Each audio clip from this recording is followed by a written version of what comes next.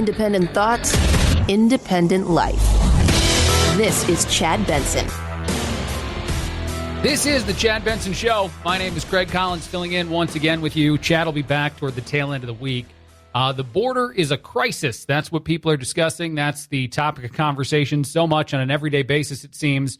I thought this was interesting. Some of the Republican lawmakers, some of our Republican politicians have been visiting the border. This is something, remember, I want everyone to remember, we saw this exactly play out years ago when Trump was accused of what he was doing at the border.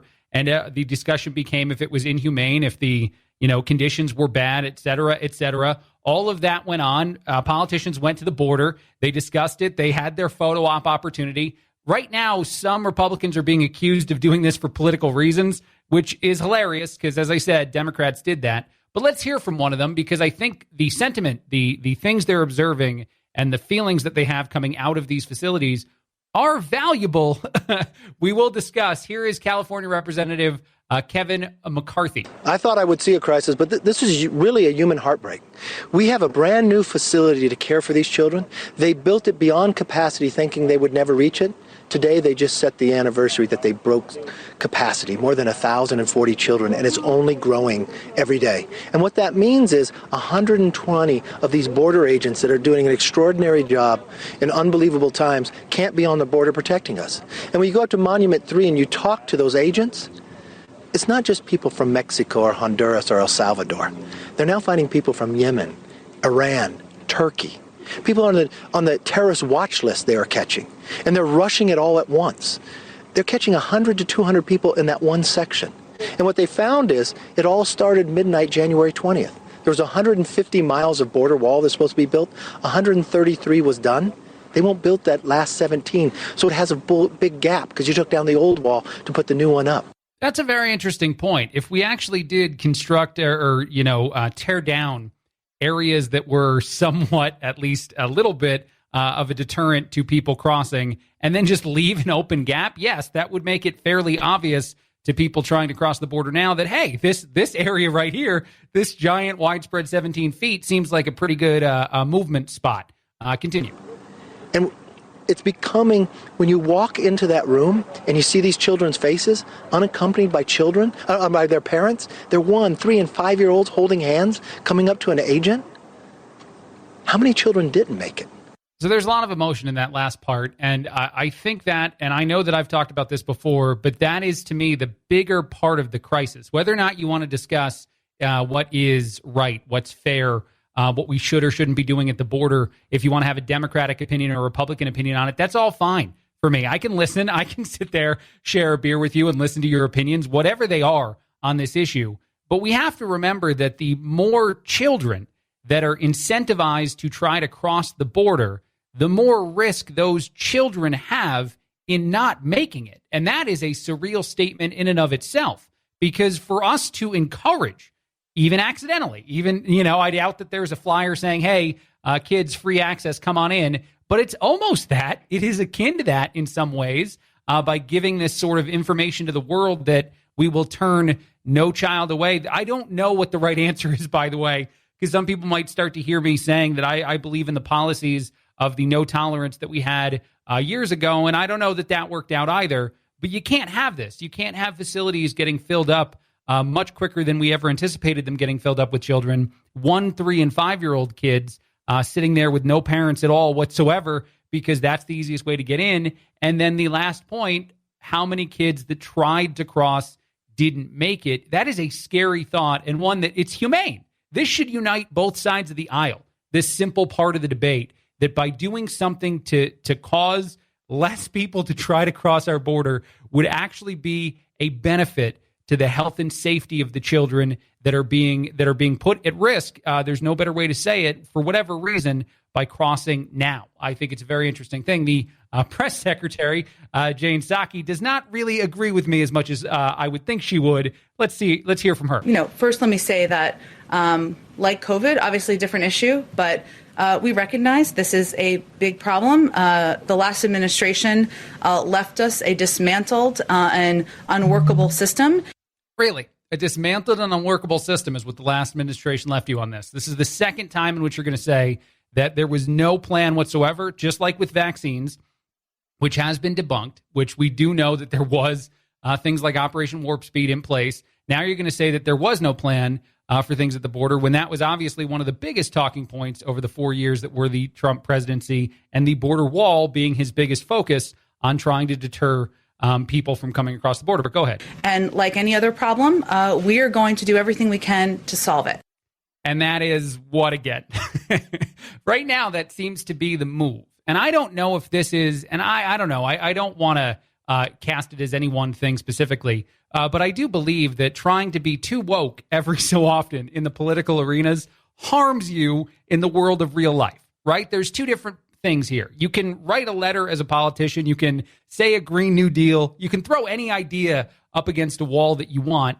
If you don't have to think about the execution of the idea, you're good. If you're just like, all right, this is fine. Let's give people a lot more money, and we'll say it's for the pandemic, and we'll do some other stuff for some programs, other places, and then we'll just kind of forget about if we have to ever pay that money back. That is conceptually a thing, but in execution, it's going to be fairly tough for you to get that right. And that happens to be the case in the border wall, and so, or the border itself. And the wall, I guess, is the most obvious of choices to a lot of people to be a deterrent that would not be, anything as far as separating families, just not making it possible. I do want to say this too, because I know that this becomes a very political issue with the left and with the right, and people believe that if you believe in a stronger border, that somehow you're not, as loving of a human. I don't mean to laugh. I couldn't help it. But I do want to say this. We're one of the only countries in the world, as developed as we are, that allow for this type of passage across our border and this amount of people to enter into our country. We're one of the only countries in the world that does that. And I think there's something interesting about talking about and discussing it with that in mind. When you move forward in that conversation, if you forget that fact, if you just treat it like every country does this and we're just another one dealing with it, then you don't, I think, evaluate the problem correctly. Because when you realize that none of the European countries, none of the other countries, that are, I think, on the same level as us or close to, allow for this type of entering into their country as often as we do, well, then you start to question why. And I think that would help unite the sides a little bit more. That is my rant on the border. I think we're going to be talking border a lot throughout the day today, unfortunately, because it is something that's in the news. I do want to play this too. This is from the same press conference from just the other day, the press secretary talking about Andrew Cuomo.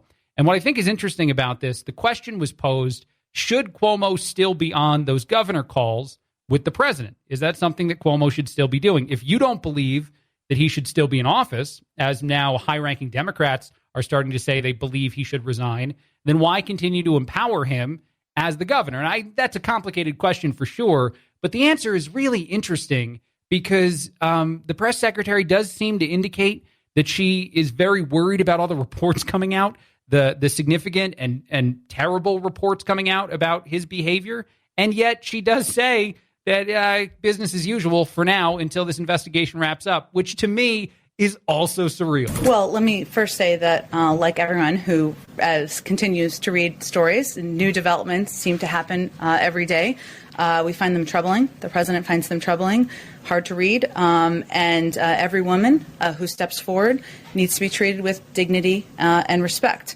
The New York Attorney General is pursuing, of course, an independent investigation against Governor Cuomo, and that is appropriate. And the president believes that's appropriate, as does the vice president. The investigation needs to be both quick and thorough, consistent with how serious these allegations are. And of course, our objective, though, here continues to be to get the COVID pandemic under control. And we don't want the people of New York or any state to be impacted negatively. We will continue to work with a range of governors, including Governor Cuomo, who I would expect would join the call tomorrow. We'll leave that up to him.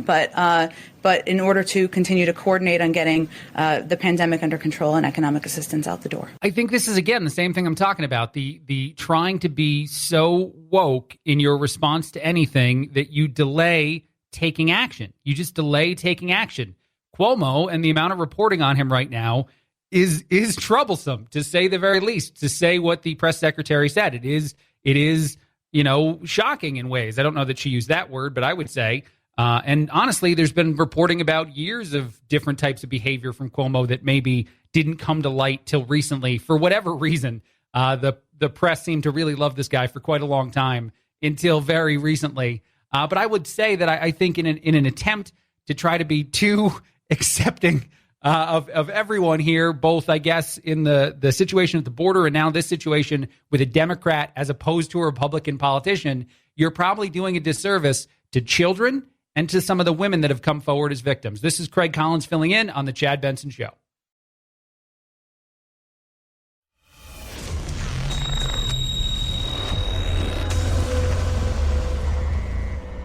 Deep states? No. Deep doo-doo?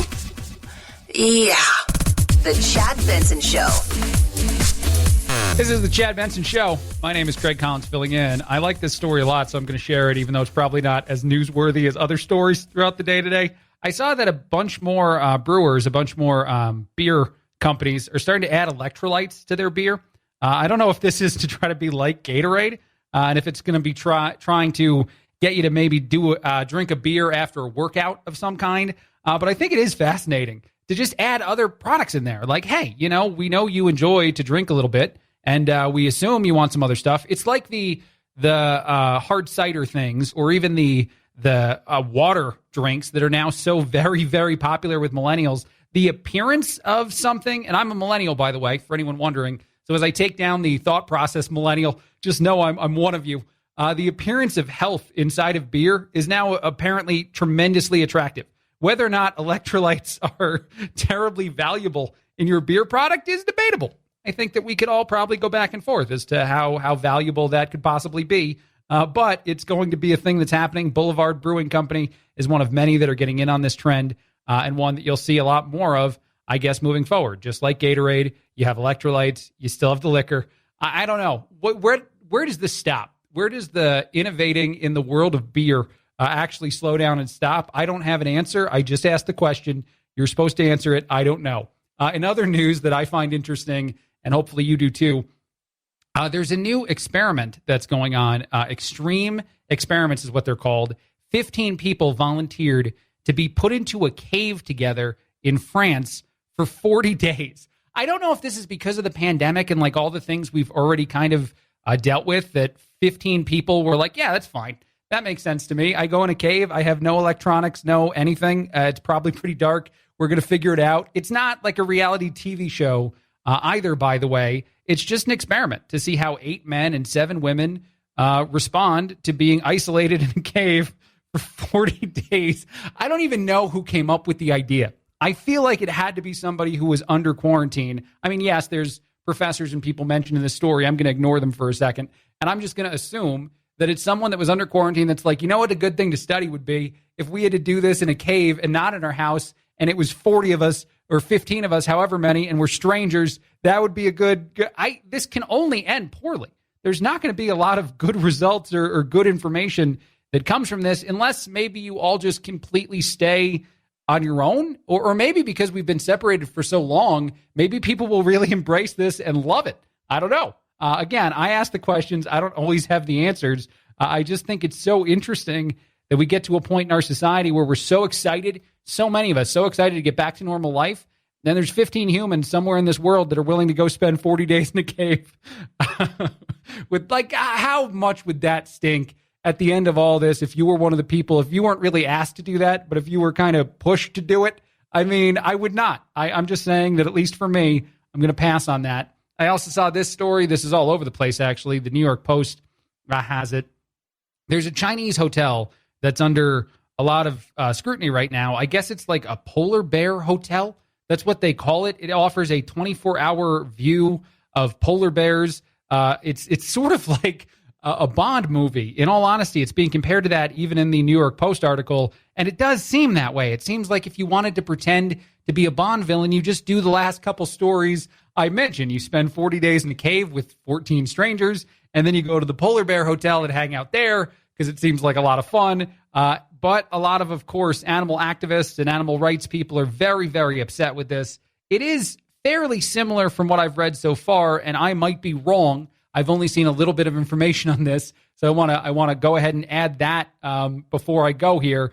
it does seem a little bit like a zoo you can stay in. It seems like the polar bears are kept like any other captive animal would be kept in a fairly, humane version of a situation. And they have a glass box and you can see them 24 hours a day, 7 days a week. I don't know if that part for an animal rights activist is what gets us to the completely different than a zoo experience. And maybe some are quoted as saying that is true, including the PETA organization in Asia.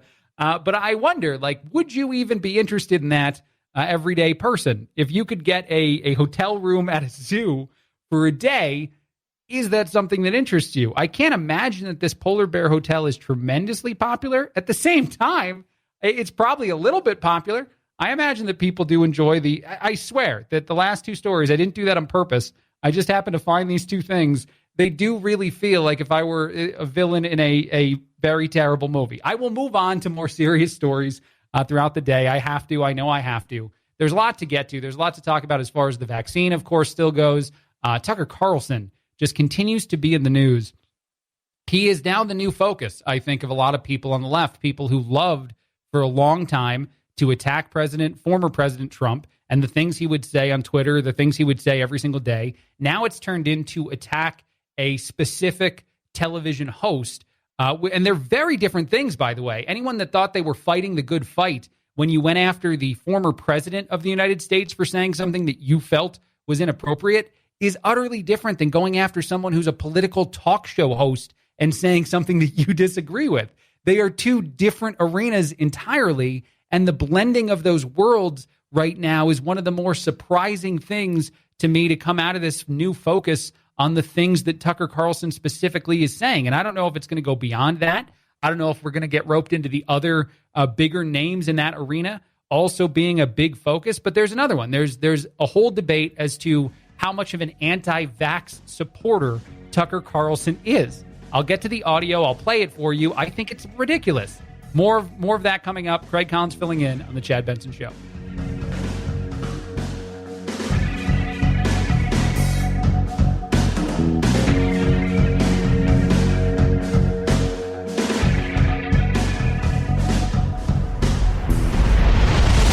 The Chad Benson Show.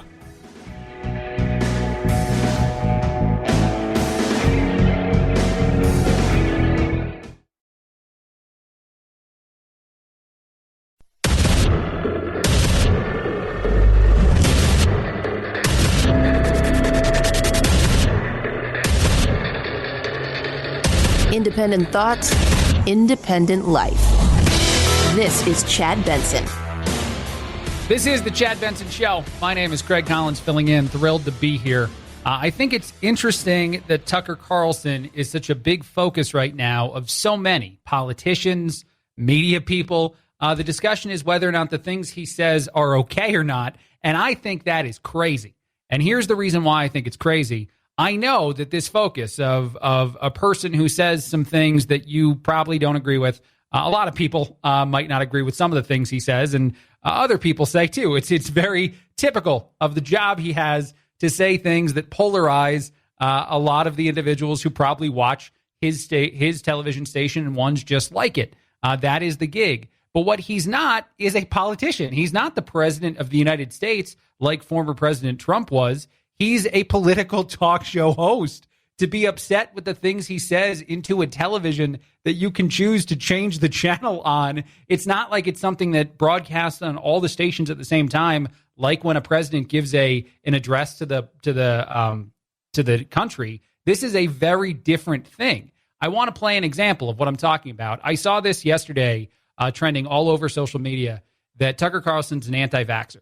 That, he's saying things that are supporting the anti-vaxxers, that he's dangerous because of this, that, he's going to encourage you to not get a vaccine and that's terrible. And all of the things that I read are so different than what was actually said on the show. This is the clip that's being shared and gone viral as far as him obviously saying, according to some, that you shouldn't get a vaccine. And I just want you to pay attention and listen to the things he says in this very short clip. How necessary is it to take the vaccine? Don't dismiss those questions from anti-vaxxers. Don't kick people off social media for asking them. Answer the questions, especially now. The administration would like you to take this vaccine. Joe Biden told you last week, if you don't, you can't celebrate the 4th of July.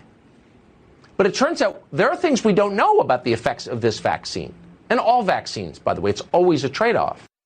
All he is saying in that clip, if you listen to it for the sake of the actual point he's trying to make, is that there's questions that people ask that you shouldn't write off as ridiculous and you shouldn't dismiss. The fact that we dismiss people in this society that don't want to take a vaccine, that want to choose their own human freedom and make a choice that's different than mine. I will say this before I get too much further into this topic. I'm going to get one as soon as it is available to me. I have no pre-existing conditions. I'm a millennial. I'm not in an age group that makes me, gives me access to it any quicker than anyone else. So it'll be a while, but when it's offered to me, I will accept it. However, I am capable of not losing my stuff.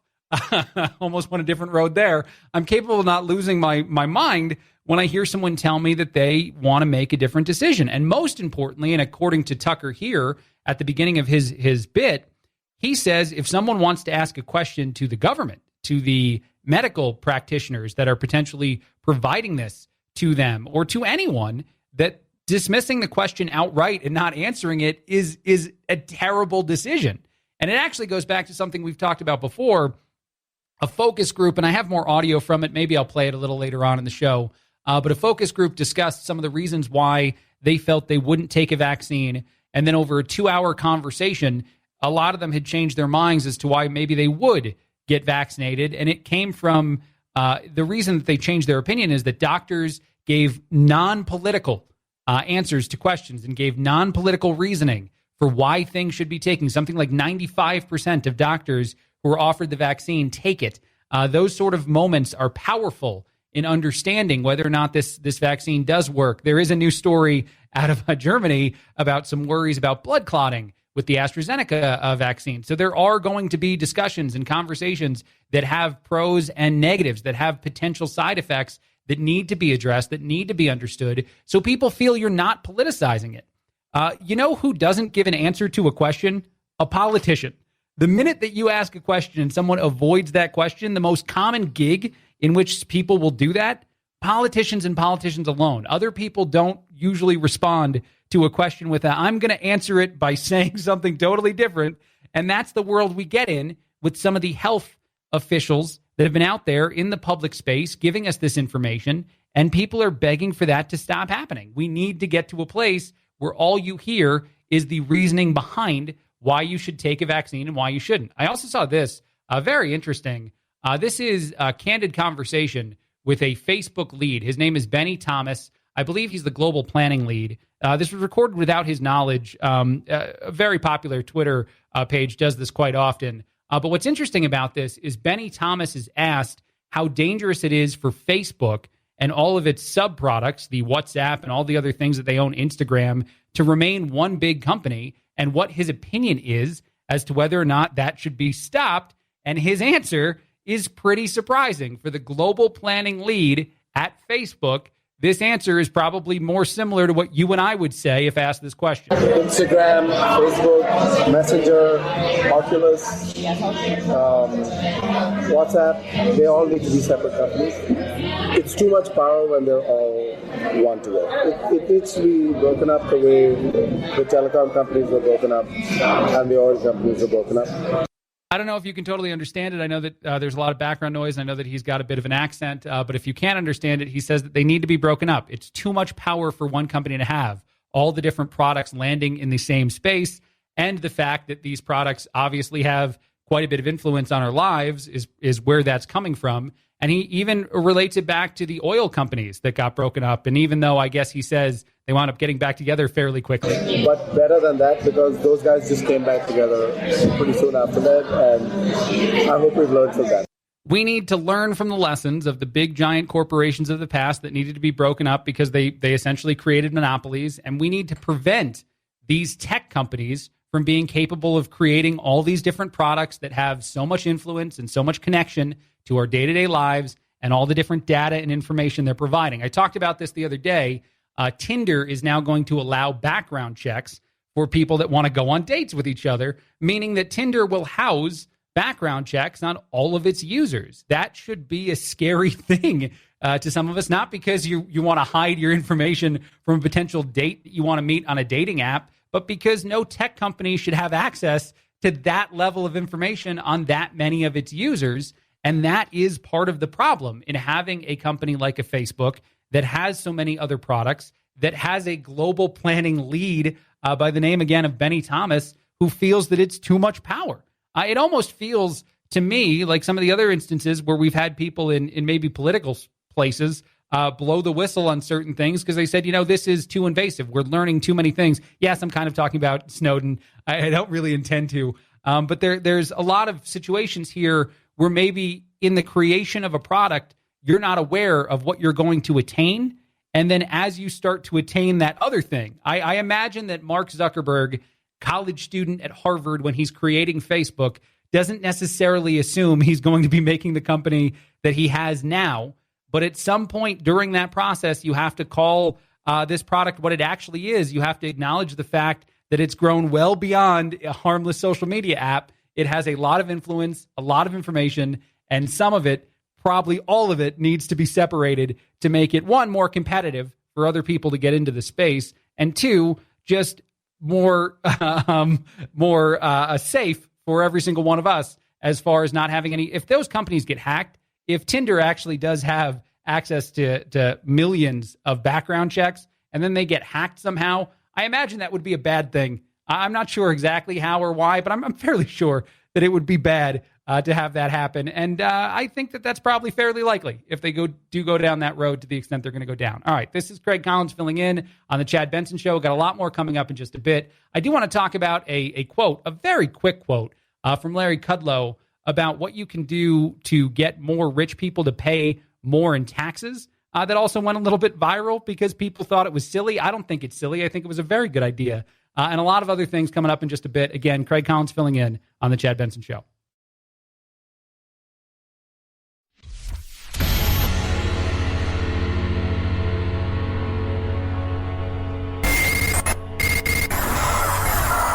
No fake outrage here, just the real thing. The Chad Benson Show. This is the Chad Benson Show. My name is Craig Collins filling in. Chad will be back on Thursday. I'm thrilled to be here with you for a little bit longer this week.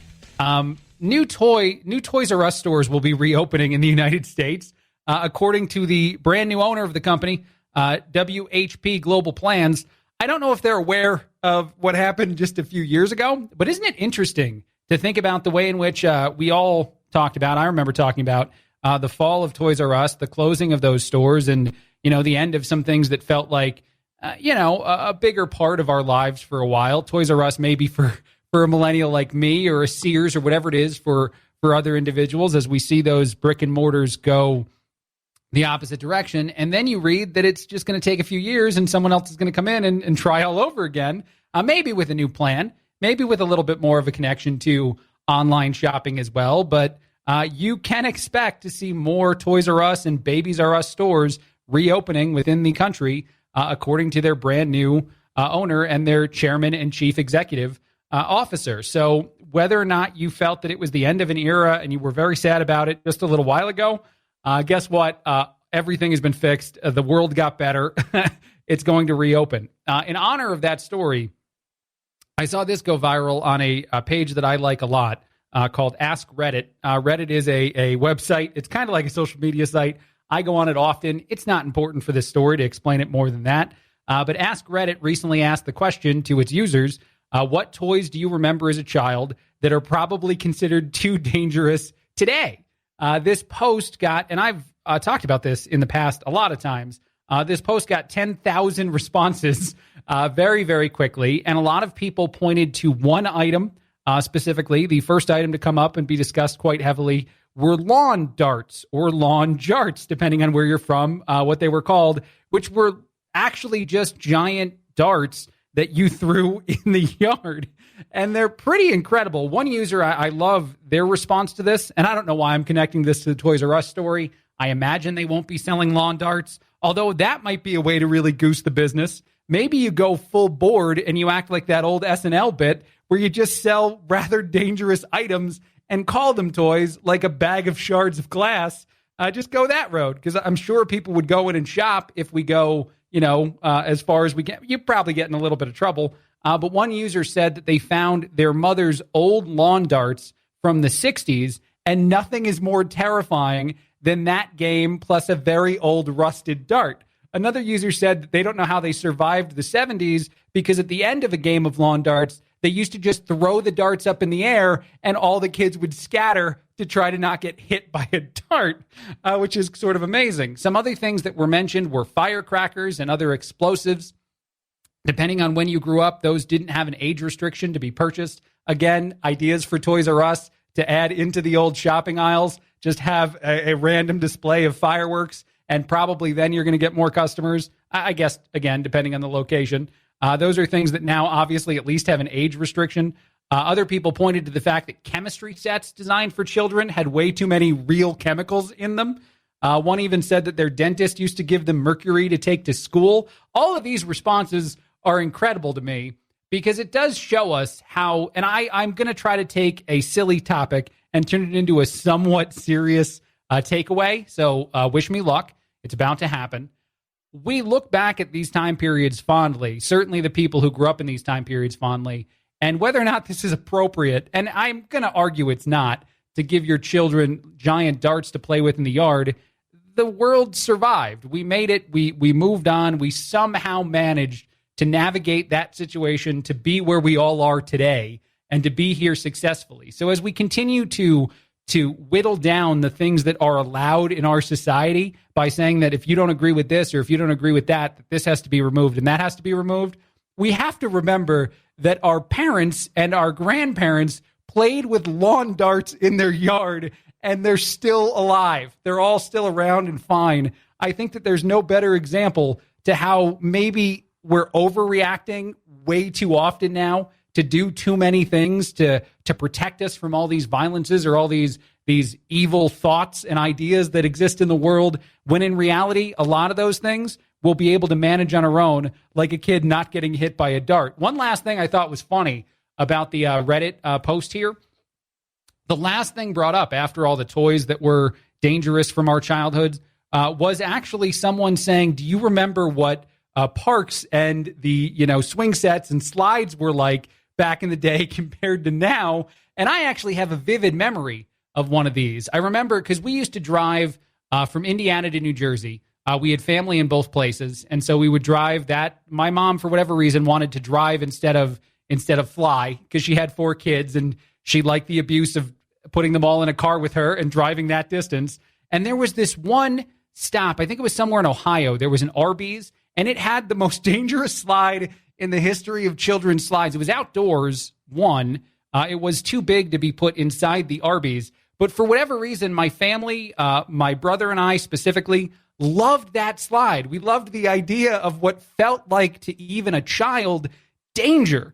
The moment you got up there after having your curly fries and your chicken nuggets, you felt like this could go sideways and this whole trip could be ruined, and it never happened. We always navigated it okay. But I vividly remember the rusted, ridiculously tall, you go way too fast in it slide, and yet here I am broadcasting to you fully alive and okay. I'm not advocating, by the way, I feel like now I'm starting to find the holes in my argument. I'm not advocating for us to actually bring back dangerous toys. That's not the point of this. That's hopefully the joke in all this. The truth, though, is so many times we think of something one way and we assume the worst possible scenario as the most likely outcome. And the reality is that outcome hardly ever happens. So maybe, just maybe, we can all cool it, take a break, pull ourselves back for a second and say, okay, yeah, my parents survived throwing lawn darts in the air, at least this one user, and dodging them. I mean, that's surreal. I can't even imagine what that was like. I am a millennial. I've mentioned it several times for whatever reason on the show today.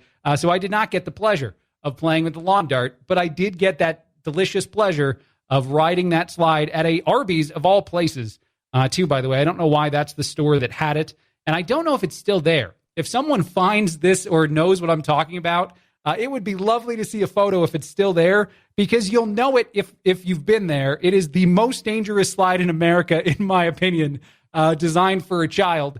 And I probably assume it's been taken down quite a long time ago. But if not, I would like to ride it one more time. I actually would like to put up the social media post and do that. By the way, good news for anyone that eats breakfast. If you eat breakfast every day, you're likely to get promoted. A new study showed that people who eat breakfast and, maybe, I guess, have a little more focus throughout their day, do better at their jobs, have more success throughout their careers, and are likely to advance. And it's that simple. Just throwing breakfast into your daily routine helps a lot of people. I'm not sure if that is enough to convince you to take it. I feel like I'm now doing like a vaccine advocation for the breakfast food. You take the vaccine, you get promoted. You eat breakfast, you get promoted. I don't know that I can guarantee all that, but apparently this study seems to think you can.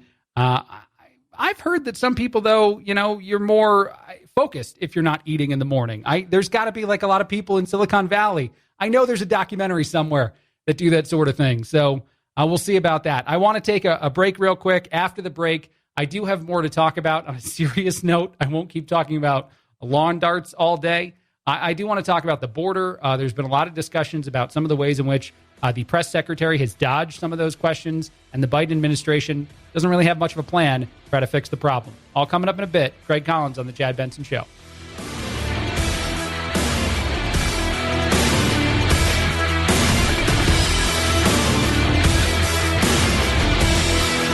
This is The Chad Benson Show.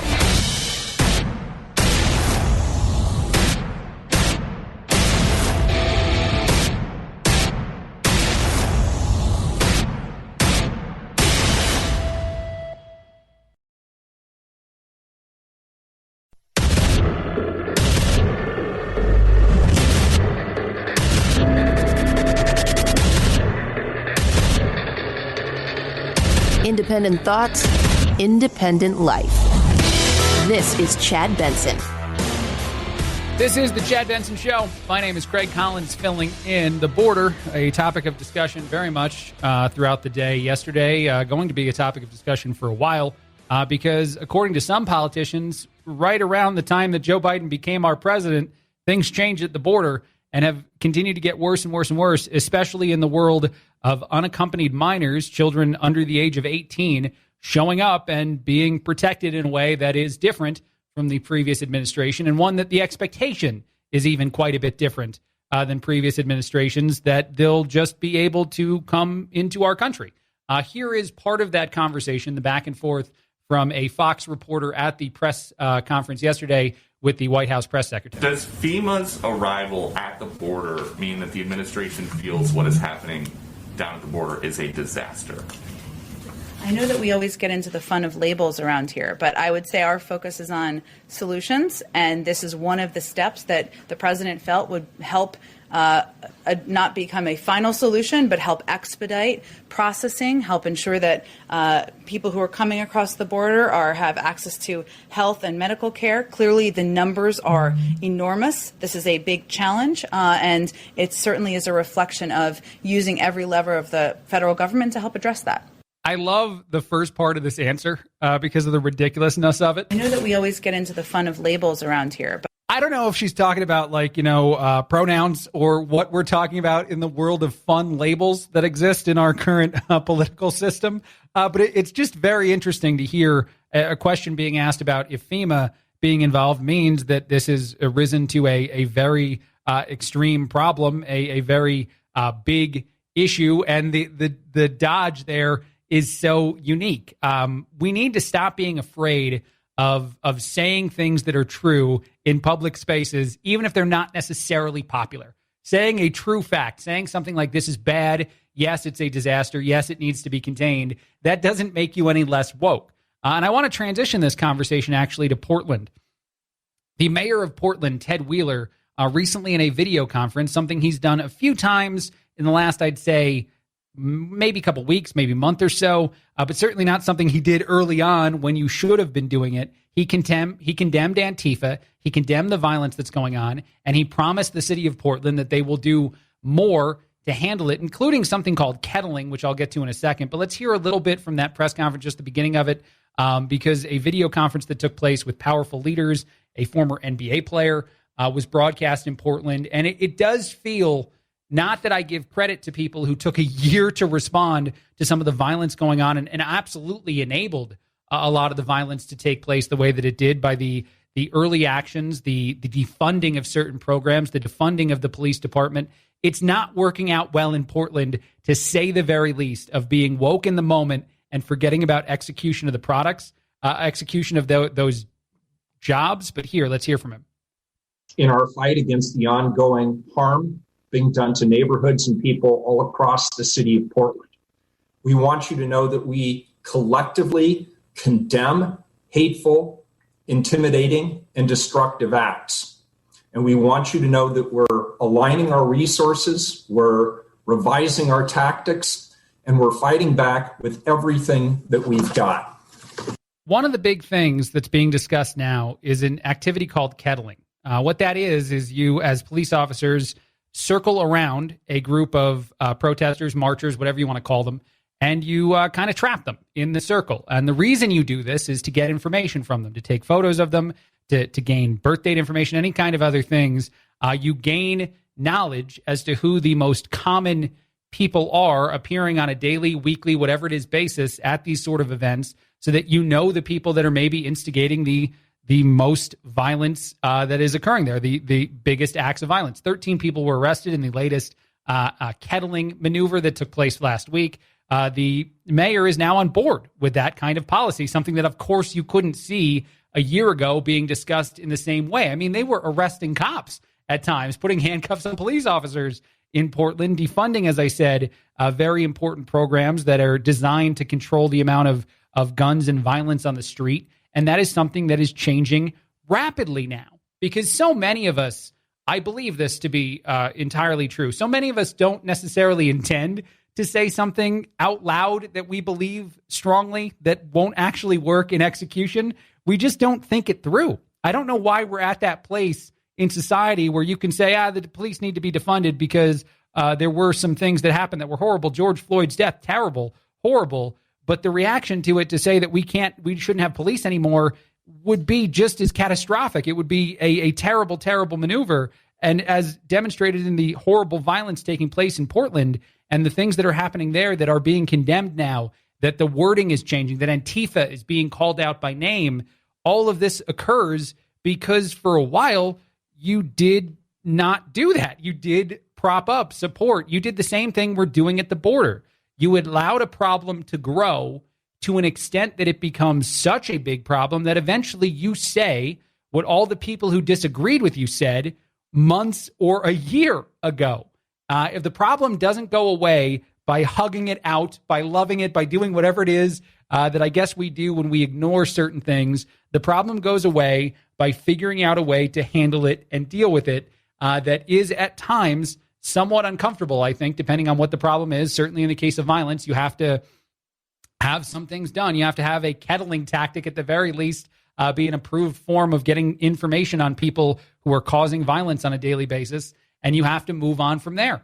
It is not a perfect world, the one we live in. And I know I'm saying this to a lot of people who I believe probably understand this as well as I do, but it's just interesting to see the latest out of Portland and to think about, again, on a macro level, to put this well beyond the world of the violence going on in that one area, to all the different things that we've seen occur over the last year and all the different conversations we're even having now about other issues where the disagreement is so strong and the woke people that want you to do things a certain way don't always understand, in my opinion, and I know I'm saying something mean to someone who thinks they're very woke, but they don't always understand the ramifications of the doing things the most loving, the kindest of ways, doing things the most accepting of ways. Sometimes people abuse those little additional freedoms we give them that maybe we shouldn't be giving, say, criminals or people that are doing things that are against the law. That's just my opinion. Call me crazy for saying it. I saw this story, to pivot as hard as I can out of serious to silly. I saw that a McDonald's Happy Meal toy is so popular with Japanese scalpers now. People are actually trying to buy some of these and then hawk them online. There's a few different ones. There's one that I guess comes from a Japanese cartoon show. It's called a Demon Slayer. This is a real thing. For whatever reason, it is a product that's been launched as a Happy Meal product in McDonald's. I think there's McDonald's in Japan that, of course, probably have the most of these. I think you can probably get access to this some places here. But what it reminds people of is back when Pokemon were a big deal and they became a thing, and you could make a bunch of money. You could make $20 to $60 for just one item. You could make several $100s for a collection of these items. Apparently, it's happening again. If you go on to some of these websites right now and sell some of these products, like an eBay, you can see McDonald's Happy Meal toys going for extreme amounts of money. And that is just really happy for my childhood heart. I think that sort of thing makes sense because the Happy Meal, a very important product for you as a kid at some point, and now apparently it could be a life-changing. I don't know about life-changing. I'm not seeing huge amounts of money, but way more than they should be worth. But good on McDonald's and good on, I guess, the people in Japan that want these so desperately. Maybe swing by. And by the way, this is not a paid segment. I guess it should be. I might need to notify them about getting some advertising set up. All right, I got to take a break. Craig Collins filling in on the Chad Benson Show.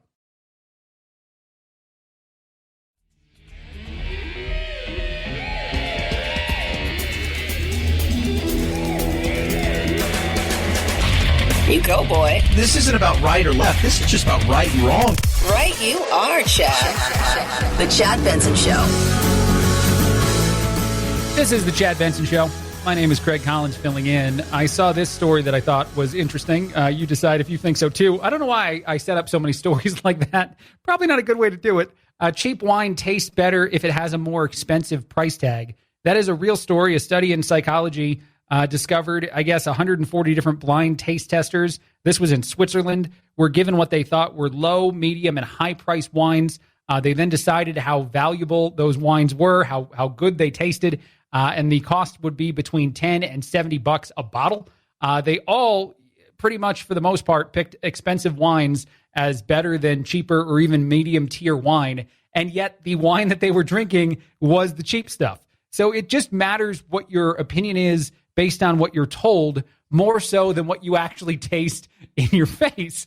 That is interesting to me. I feel like I've been a victim of this a lot of times in a lot of ways, and certainly my wife feels to me at times to be a victim of this, where you see something and it says that it's a certain amount of money, or even the old it's on sale for way less money kind of thing, when it's not really worth the amount of money they're claiming before the sale. And for that reason alone, you're like, well, this is a great deal. I have to buy this. And I know there's a bunch of studies on that phenomenon, but it's just interesting to see that people who, some of them said they were kind of wine connoisseurs, just continued to think that the more expensive bottle was always better, even if the product inside was not necessarily that valuable. This does give me an idea that I should probably get into the market of making very cheap wine and just make it expensive. I think that's kind of the thing with Apple iPhones too. And I know this is sacrilege to bring up for a second, and I'm probably going to lose a lot of non-tech nerds on it. The Apple product's more expensive than all the other ones out there. People say kind of the same as any other cell phone, any other computer you can get, and yet because of the more expensive price tag. So maybe that's a move. Post-pandemic, you get into the making very cheap wine, putting it with a very expensive price, and you just hope for the best out there. You probably need to do at least one study to get your brand out there a little bit too. I saw this story and I thought it was interesting. Does one bad night of sleep ruin an entire week? When you have one bad night of sleep, half of the people surveyed said that they believe it can derail the entirety of a week. Obviously, it would, I guess, have to happen sooner in the week rather than later. The survey also found that 93% of people said that when they have a rough night of sleep, it affects their productivity at work. I do want to mention this. I'm not trying to scapegoat anything that I do or not today. I didn't have a great night of sleep last night. I was just talking with my producer, Phil, about how he might have had a less than stellar night of sleep earlier in the week, and I had one last night. And so if today's show feels off to anybody out there, I'm going to blame it on my sleep. A TikTok user found out that they are one of 30 siblings. They thought they were an only child. They took a DNA test and they published the results on their TikTok platform, their social media app. The guy's name is Andy Nabil. I guess that this is one of those donor situation things. The TikToker from Atlanta, Georgia, explained that his father had previously told him that his heritage was mostly French and English. So he was a little confused and wanted to figure out a little bit more about it. He checked the test and said to his parents that, wait a minute, some things seem a little bit crazy here. The revelation only got bigger when he found out that his his father and 15 of his siblings out there in the world, didn't know about him either. So this has become a moment of, I guess, some people coming together. But just for a second, I want to take you into the world of living through that and doing it on social media. Because what's so different about our society now than, say, in the past is not just the fact that we have the DNA test to test these sort of things. We also have the ability to publish all of this out in the world via the social media. And so someone can discover that they're one of 30 as opposed to one of one, and do it in front of other people and have it go viral like this story has.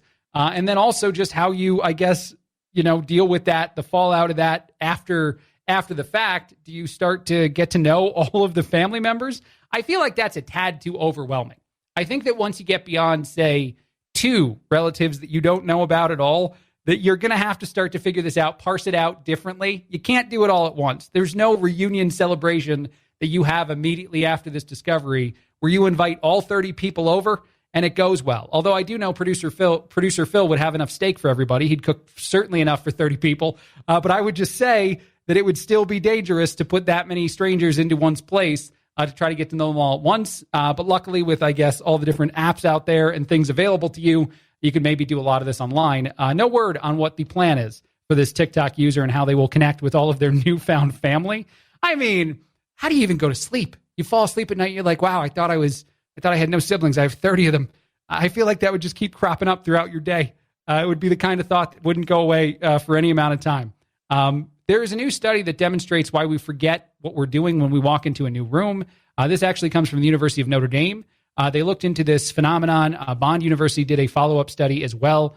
And the biggest reason why you forget what you're doing when you walk into a room is, I guess, fleeting thoughts you might have in between the movements, which is very interesting to me. You're overloaded by memories, making other, you've been through this doorway so many times, you've been through that transition in your house so many times that your brain gets flooded with all these memories, all these other thoughts. And by the time you get into the new room, the reason you stood up is gone. I think that's tremendously interesting. I don't know if I'm alone in that, but maybe the way we do it then is the secret for you to never have this happen again. Close your eyes. I know it sounds dangerous. I know it sounds risky. I'm not sure that I'm advocating for the right things. I haven't checked with the psychologists on this to see if it's correct. But if my brain is associating all these different memories with the environments as I'm walking through my house, then maybe the moment I decide, oh, you know what I need? I need to go get my charger in the other room, close my eyes, and do the whole walk with my eyes closed. Hopefully it's not that far. Hopefully I navigate it okay, because then at least no memories pop up. Although I don't know. Maybe I'm just giving myself a bunch of memories of when my eyes are closed, and then I'm screwed that way. But if you've wondered why you often forget to what you went into a room for, the secret is that apparently your brain just got flooded, and it's nothing you can do about it outside of my idea, which probably is a very bad one. All right, we have more serious things to talk about. I do want to talk about serious things. There's a lot in the news. Larry Kudlow did talk about a way in which to get higher earners to pay more taxes. And this got talked about quite a bit on social media. I think it's interesting because his idea is actually good. But if you listen to it with the simplest of an ear, then maybe, you think that it's a bad concept. But I think it's much more developed, and there's much more to it than that. Talking about a way in which maybe even lowering taxes, and I'll play the audio after a break here in a bit, lowering taxes on wealthy people might cause them to pay more money. I know it sounds silly in principle, but I'll try to explain it as best I can as a guy that's ideas include closing your eyes when going from one room to another. So good luck to all of us there. I also will, of course, continue to talk about the border. I think it's interesting to discuss the way in which that is being handled by the current administration. A lot to get to. Greg Collins filling in on The Chad Benson Show. More in a bit.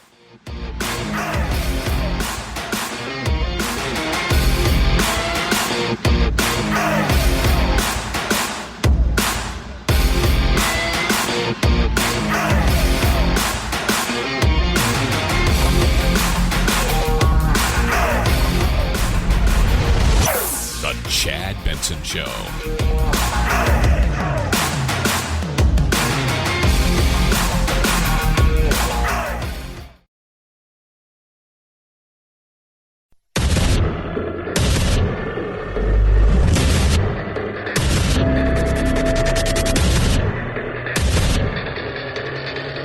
Independent thoughts, independent life.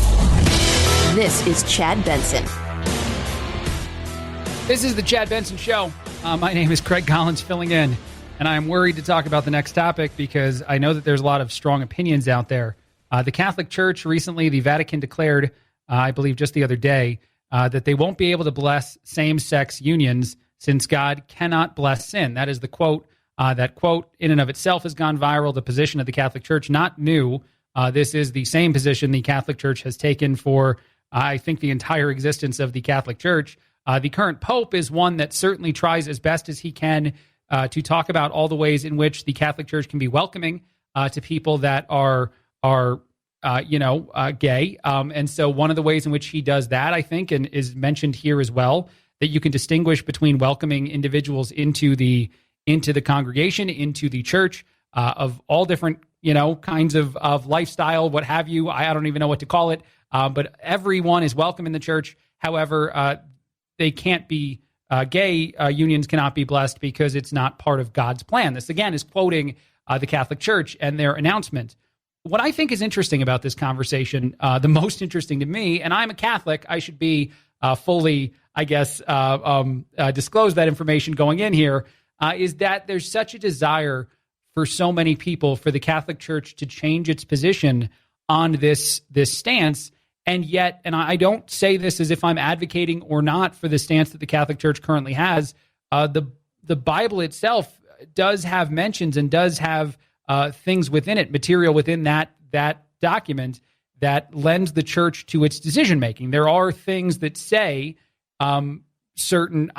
this is such a difficult thing to navigate because I understand the society we're in now. I understand the world in which we all live in now and the things that are socially very much differently understood than they would have been in the past, and certainly very far into the past. And yet, I don't know if this is a fight that is and maybe it's convenient for me to say that as a guy who's a straight white male, but if it's a fight terribly worth having for the side of the aisle that would like these sort of things to change, because it would be a profound change for the Catholic Church, one that would make tremendously bigger headlines, as surprising as it sounds, than the ones that are being made in the last 24 hours with the stance that the Catholic Church has taken, because it is the same. It's the same stance that it's been for a long time. And is that a good or a bad thing? No. Do things change over time? Of course they do. All of these things are true. Yet the discussion and the desire for the Catholic Church to join the times that we're all in now, to welcome themselves into the 21st century, whatever you want to say, however you want to say it, is sort of a difficult and strange and very nuanced conversation to have. There's going to be a lot of layers and a lot of caveats to it. And the current Pope has done more than any other person in his position to try to be as welcoming, as understanding, as inclusive as possible is the correct word to use for all people and all different kinds of lifestyles and individuals. And yet, as we go down that road, there is this wall that continues to be hit as to what can and can't be officially acceptable in the eyes of the Catholic Church. And it's such a difficult conversation to have, and one that I even asked my producer going in. I'm like, should I even try to talk about this? But it's important. It's all over the news. It deserves to be addressed. And my opinion is that even though I think I understand the side that very much would like to see a change here, I understand the side that would like to hear the Catholic Church have a position that feels more similar to what a large majority of people feel in today's world completely makes sense. I think that's a battle that's still very difficult to be had because of the institution you're choosing to discuss it with. This institution has been around a very long time with a lot of core beliefs that have existed for a very long time, and some of those core beliefs are harder to change than others. This one is certainly one of them. The day in which the Catholic Church changes its position, if that does come, if that does happen, will be a much bigger news day than yesterday was, in my opinion. We will see if that happens, and I'm not sure that all sides will agree even then that the right position was taken, that the right decision was made, but that's the world in which we all live. All right, let's move on to other easier things to discuss. Let's talk about taxes. Taxes are an easier thing to discuss for me. I saw Larry Kudlow say recently in an interview that the best way to get higher earners to pay more of their taxes is to lower their tax rate. And here's a very simplified version of that clip, which has gone viral because a lot of people are saying, well, that's stupid. You can't get people to pay more by asking them to pay less. That doesn't make any sense. But here. The way to get upper income people to pay more in taxes is lower their tax rate. Not only will they have investment incentives, they will also have no tax avoidance. Fair share. Yes, they'll have no tax avoidance. That's the biggest thing. I believe that that's the biggest point in all of this. And obviously the Trump taxes that were discussed a lot and now seem to be totally forgotten. I remember at times when some things did come out about that the years in which maybe some taxes were avoided, that he did what a lot of other very wealthy people do, find loopholes, find ways to not pay taxes. And so maybe if the system were simplified to be much easier and the rate itself was lowered to an extent that maybe on paper, maybe when you see it in the least complicated of ways, feels like we're doing less, feels like you're gaining less, maybe you actually get more. Maybe what actually happens is the tax preparers don't do as many things because there's not as many loopholes to take advantage of, and inevitably the payment actually comes through as opposed to complete avoidance. I mean, you hear it all the time. Amazon pays almost no taxes, which is surreal considering how big of a company Amazon is, and yet much smaller mom and pop shops all the time pay a significant amount of their money back to the government every year in and out because I guess they don't have the right tax preparer to do those sort of things. It is, to me, a very interesting scenario to talk about, and one that I know, again, if you take the sentiment on its face and you don't really dive any deeper into it, you believe that obviously it's not going to work out the way you want it to. That just doesn't make sense. Anyway, let's move on. I also saw this story. The FAA extends its zero tolerance policy for unruly airline passengers because, I quote, the number of people is still far too high. The U.S. Department of Defense and United Airlines conducted a study to find the risk of exposure to coronavirus on commercial airlines. They said that it was virtually non-existent. That was good. However, the discovery also demonstrated that people are still fairly disruptive. The behavior is far too high to rescind any kind of order and to get people to stop. I don't know why you go crazy on a plane. I don't know what it is about a plane. Maybe in today's more hectic, a little bit more anxious society, maybe it makes a little bit more sense. But in general, like that's one scenario where I've always been able to avoid the hectic anger displays, and one that I think we do need to figure out a policy that makes sense. I had a story just the other day about someone who got so drunk on an airline, they don't remember any of the things they did, but they're going to wind up potentially going to jail for 20 years for the disruptive behavior that they put out. It just makes no sense to me to go into it that way. Maybe we just stop drinking on flights. Would that be crazy? Would it be crazy to take booze out of the equation, at least in the foreseeable future? I know that a lot of people would say, no, it's a terrible idea, but maybe it's not such a bad idea. The FAA is trying to figure out other ways that they can eliminate this sort of behavior outside of just the zero tolerance policy, which hopefully is a fairly good deterrent. Deterrents are something important that we need in society. Quoted here, one of the officers said, we will no longer adjudicate certain of these unruly passengers cases with counseling and warnings. We are going straight to enforcement, which carries possible jail time and fines of up to $35,000. There were 500 complaints from airlines regarding behavior just this past December. So we've had a lot of complaints and a lot of people. And I know I also saw this. There was a headline that we had the most passengers on flights this past month for the first time since last March, since before any of the pandemic stuff started to really affect our travel. So we are seeing that spike up. We are seeing returns of certain things here, certain behaviors that were, I guess, common in the past. And what we really don't need right now, and certainly I doubt the airlines need, is a lot of craziness, a lot of behavior that's unacceptable on those flights. All right, I got to take another break. This is Craig Collins filling in on the Chad Benson Show.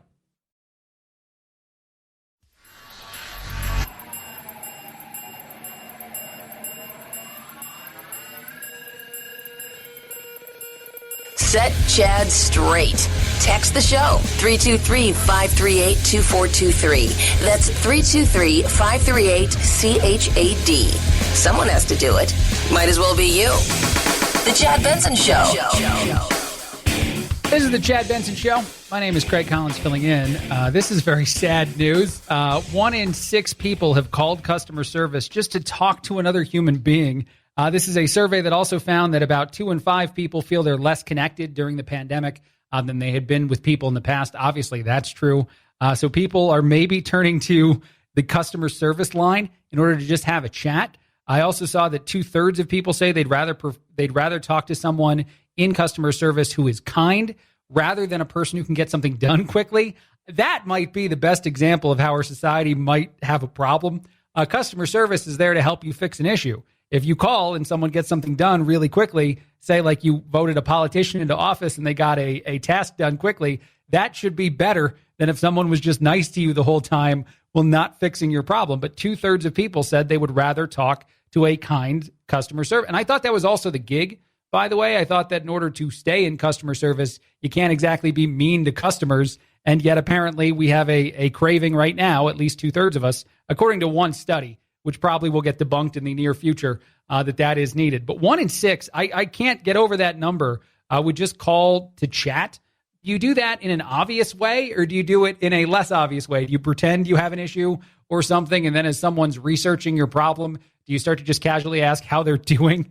I don't know. But it certainly means that we have to get back to life as normal. So if a lot of us can take the vaccine or however we get there, we need to get there because we have to stop calling Comcast just to say hi and see how they're feeling, because that's definitely not something we need to keep doing. I also saw this story, the unwritten rules that everyone should follow. There is a top 10 here of things that were suggested, the top 10 things that we should all be doing. They're not actually laws, but they deserve to be. I love these. I always like to do these sort of lists in reverse order, a la David Letterman. Number 10 is owning a plunger should be mandatory. I feel like that's obvious. I feel like everyone should have one of those. And the only people that don't are younger people that haven't lived on their own before, because it is somewhat of a terrible situation. Not that I've been in one, or maybe I've been in one, to realize that no plunger is available when a plunger is needed. Number 9, if you cancel on a friend, it's your responsibility to reschedule. If you say, hey, I know we had plans, I'm going to have to postpone them, you can't then just ignore that person. I guess this is an unwritten rule. I don't care about it as much as the plunger one. That should have been much higher on the list than canceling on a friend. It's okay to be wrong, so if you mess up, just admit it and say sorry. That is number 8 on this list of things that are unwritten rules that should be followed by everyone. And I can't advocate for this one more. Have you found that people are less willing to be wrong than ever before about anything? I don't even mean if you're just talking about politics. I mean actually anything. I will give you an example, and it's going to out me as a bit of a nerd, but it is what it is. I had a discussion about a video game on a social media page I'm on in the fairly recent past. And one of the things about the video game that was said by me and other people in this chat was just a fact. And yet one person who disagreed with it refused to be wrong. And when you can't be wrong about the logistics of a video game, I think we have a problem. I think we're in a I don't want to get any more into the details than that. Stop wondering what they are, what I'm talking about. I'm not doing it. But when you can't be wrong about even those little things, I think that it says that we as a society need this unwritten rule. Should be way higher on the list. The fact that comes in at 8 is silly. Don't end an apology with an excuse or say things like, I'm sorry you got upset. That's number 7 on this list. I love that out. I've heard that out I'm sorry you got mad when I said a thing that I said. Although sometimes it might be kind of true. Maybe you didn't mean to hurt someone's feelings and they got hurt anyway. I don't know how you articulate that differently and follow this rule, but that's 7. Number 6, if you borrow someone's car, fill it with gas, or at least get it back to where it was, like a rent-a-car. I've been doing this. I actually borrowed my wife's father's car somewhat recently, and I continue to fill it with gas. And I hear that he's very excited, very happy about that whenever I do that for him. And it's been a little while. I haven't seen him in a bit. But I don't always love it, because sometimes it seems like the time when you want Craig to borrow the car comes right around when the car is about out of gas. I feel like the expectation is now landed there. But hey, I can do my part. I can help out. Number 5, don't ask for something if the person only has one left, like a piece of gum. If you find out there's only one item left, you should not take the last one. I don't even know if I agree with that rule entirely. I think that we could definitely avoid some aspects of that. But, if they're not eating it, maybe I'm a terrible person, though. Number 4, don't heat up fish in an office kitchen, a microwave, anything like that. Amen. Amen to that. Maybe we haven't been in the office space long enough to know that, but you should not bring fish that you have to cook at the office into the office ever. That is not something you should do. That's appropriately placed at number 4. Don't start drama at a funeral or at a wedding, and don't propose at a wedding, even at a reception. That's number 3 on the list. I agree with that, even though I might have broken that rule with a faux proposal at a reception. I was the DJ, and it was supposed to be funny. It did get a lot of attention, so maybe I broke that rule already, but I think it worked out okay. I know there's a video somewhere of that.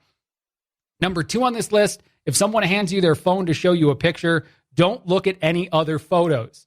You do this by accident. I would say that every so often, it truly is an accident. Don't question me on that. You might flick your finger the wrong way and see another photo, and every so often, maybe it's a photo you shouldn't see. I don't think I've been in that situation, but I know it's happened. But it is true. You probably should only look at the one photo they're showing you and not dive through the phone. But it can happen without intention. I'm just saying, putting it out there into the world for whoever made this list. And the number one thing that isn't a law but should be a law according to the internet, and I can't believe this ranks so much higher than a plunger being a required item in your home, but don't leave your shopping cart in the middle of an aisle. Always move it to the side. I think that is absolutely a true point. I think that we definitely should all be doing that. I hate the people that also come, and maybe this is just a pandemic thing, and you tell me if I'm wrong. Actually, find us on social media. You can find us on the Chad Benson Show, on the Craig Collins Show, on Facebook, on Twitter. All those items are available to you. But someone who comes right next to you shopping for items in the grocery store, I don't care how much time I'm taking to pick tomato sauce. Right now, in today's world, in the world we live in, you shouldn't stand right next to me to pick your tomato sauce. You should wait. I'm sorry. I know it can be annoying. I know that I'm probably on the wrong side of this conversation, and tell me I am. Correct us, as our thing says, via text or however you want to do it.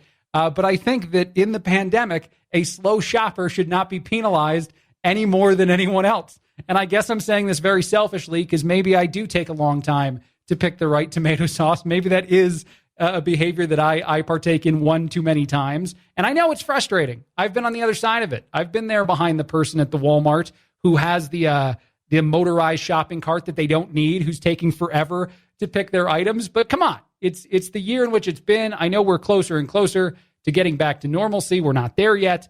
At least right now, maybe go get a different item in a different aisle and come back, maybe wrap around. I don't know. I feel like this is the most unpopular take I had today, which is a heck of a statement, actually. But I think that this is appropriate. You tell me if I'm wrong. Find us on all our social media pages to do that.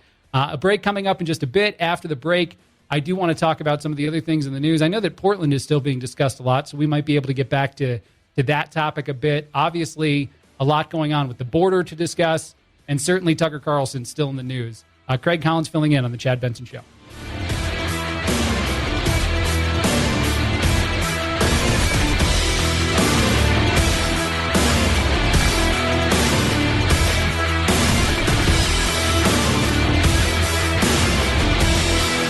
This is the Chad Benson Show.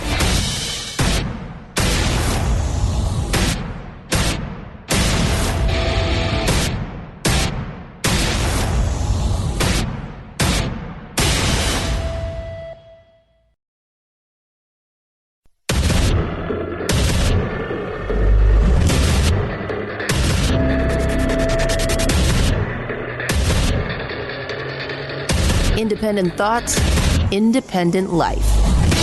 This is Chad Benson. This is the Chad Benson Show. My name is Craig Collins. I have the border to talk about. I got a bunch of stuff to talk about. But before I do that, I do want to play a little bit of this audio. This is self-serving, I know. Matthew McConaughey, famous actor, guy with a certain cadence to his voice, guy who speaks a certain way. You always know a McConaughey when you hear one. He launched his own YouTube channel, and this is just a little bit of the introduction to his YouTube channel, which all sounds like typical McConaughey. All right. The first 3 words this young man ever said on film. Yes, McConaughey here, and I want to welcome you to my YouTube channel. It's a destination where I'm going to share who I am, who I'm not, what I believe in, what I don't, what I'm doing, what I'm not doing, along with some approaches to life that I've found useful and constructive. I love the idea of a Matthew McConaughey YouTube channel dedicated to what he's not doing. I would love to hear him just talk about for days the things he's not up to. I don't know why he kept saying it that way, but that to me would be the best of the best. That's full circle for YouTube being used for the most appropriate of things. Matthew McConaughey, what are you not doing right now? Tell us for 20 minutes. Along the way, prescriptions in the art of living that have helped me navigate this rodeo we all live in, and even a bunch of bumper stickers that I've seen, heard, gathered, and stolen along the way over my last 51 years here. He just admitted he steals bumper stickers. Are you in? I'm in. This would be much better than anything we're doing in the world of politics. Just watch McConaughey on the YouTube. Hopefully it's going to be all killer, no filler, with some raps and rhymes that can help you get back on time. Put a little reason to your rhyme. Some food for thought with a sip of wine. Bring your funny bone. Don't be afraid to bend a knee. And join me in the chase to be more me. With your chase to be more you. Because what else are we really here to do? I can't help but be entertained. I don't know if I'm alone.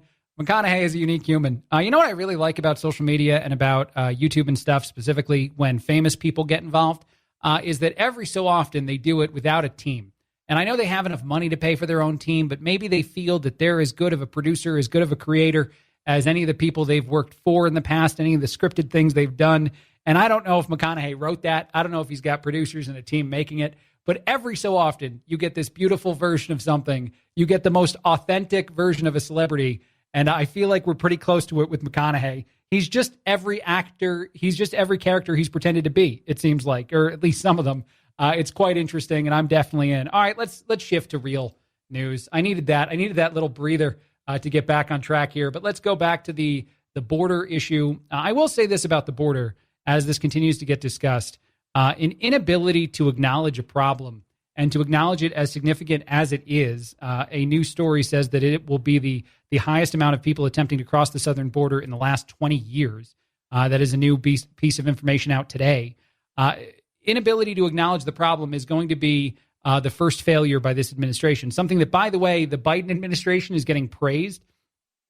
Everyone is saying how great he's done. I think I saw Al Gore recently say that Biden is off to the best start of any president in the last however many years, maybe since FDR. I think that's what he said. I think I'm getting that correct. Maybe I'll find that audio for us in a second. But actually, Politico even praised Biden recently for a largely gaffe-free start to his administration.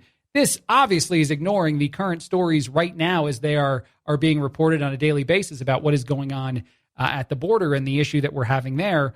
But also the fact that Biden has been extremely limited as far as his appearances with the press. You can't be gaffe-free. I guess you can be if you barely appear in front of the press at all. And so that sort of control would maybe make some feel as though the gaffe here is not being more available or not being more capable of acknowledging problems that exist as they exist. And no better example of that than when we talk to the press secretary who has been available. The White House press secretary has been out and often in front of the cameras, Jen Psaki.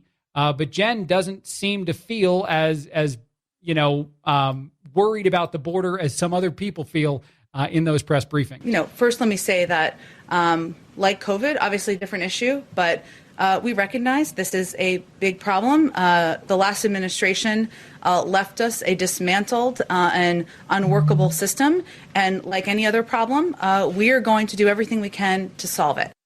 What are you going to do? What solutions do you actually have? What ideas are on the table? What is being done to fix it right now? Anything? I know that, some changes have been made. Here's one other example of a Fox reporter asking a question about some of the people that have been dispatched to the border. Does FEMA's arrival at the border mean that the administration feels what is happening down at the border is a disaster? I know that we always get into the fun of labels around here, but I would say our focus is on solutions, and this is one of the steps that the president felt would help not become a final solution, but help expedite processing, help ensure that people who are coming across the border have access to health and medical care. Clearly, the numbers are enormous. This is a big challenge, and it certainly is a reflection of using every lever of the federal government to help address that. That's certainly what it is. It's not, a disaster, though. We're not going to use those terms. We're not going to say those words, the highest amount of people crossing in 20 years, but everything's okay. In other news, Tucker Carlson is being discussed often This is one thing that went viral. I do want to talk about, in maybe greater detail, the point he's trying to make, too. And I'm worried as I go down that rabbit hole myself. But first, let's hear from Tucker Carlson. He is now accused of being an anti-vaxxer, of being on the side of the anti-vaxxers that are obviously dangerous, according to some out there in the world, based on just this clip, which went viral. How necessary is it to take the vaccine? Don't dismiss those questions from anti-vaxxers. Don't kick people off social media for asking them. Answer the questions, especially now. The administration would like you to take this vaccine. Joe Biden told you last week, if you don't, you can't celebrate the 4th of July. But it turns out there are things we don't know about the effects of this vaccine. And all vaccines, by the way, it's always a trade-off. So within that short clip, which has gone viral and is a demonstration, I guess, to many that Tucker Carlson's a problem and needs to go, which is, to me, very silly, is the idea that questions are okay. That's the entirety of the premise. And we should always believe, no matter what the context is, that questions are okay. It should, that any situation, any conversation we have, questions should always be allowed and answers should be provided. That is about as simplistic as I can get there. And once we get past that part of the process, then you as an individual person should have the freedom to make a decision. Those should be all the steps involved in any of the things that we do as far as policy is concerned, as far as anything is concerned. It should always take that route. We ask questions, we get answers, we make a decision individually. The fact that we can't find an agreement on that basic idea, because anyone that tells you that, and I'm going to get a vaccine. I continue to say that to make sure that people understand my position on this. I think that a vaccine is a good idea, obviously, if I'm willing to put one in my own body. But I'm willing to also accept the idea that you can make that decision yourself. And any time that we get into an argument about whether or not that is allowed, we're forgetting the fundamental rights we all have and the basic question, answer, decision process that should exist for anything. I think that if you boiled it down, if you get into this argument in the near future and you boil it down to that simple of a level for someone else, saying that what their position basically calls for is the inability to ask questions and the inability to make our own decisions, well, then in that world, do we really have the freedom that we've come to expect in this country? The answer would be no, and hopefully you've won the conversation. But as we've learned throughout the show today and some other studies that I've talked about earlier, people are never wrong, so they'll just find another way to argue with you more. This is Craig Collins filling in. More of the Chad Benson Show coming up in a bit.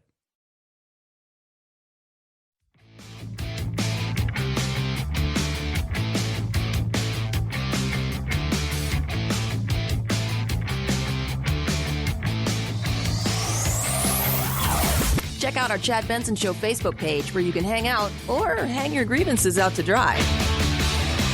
This is Chad Benson. This is the Chad Benson Show. My name is Craig Collins filling in. I saw that a Phoenix dispensary is going to allow people that have a COVID vaccine, have proof of a COVID vaccine shot via the vaccination card. They're going to give them a free edible. That is very interesting to me. Mint Dispensary opened its third retail location in Phoenix. And as part of the celebration, they're going to offer free food, free discounted products, and free edibles to anyone 21 and over who has a COVID vaccination card.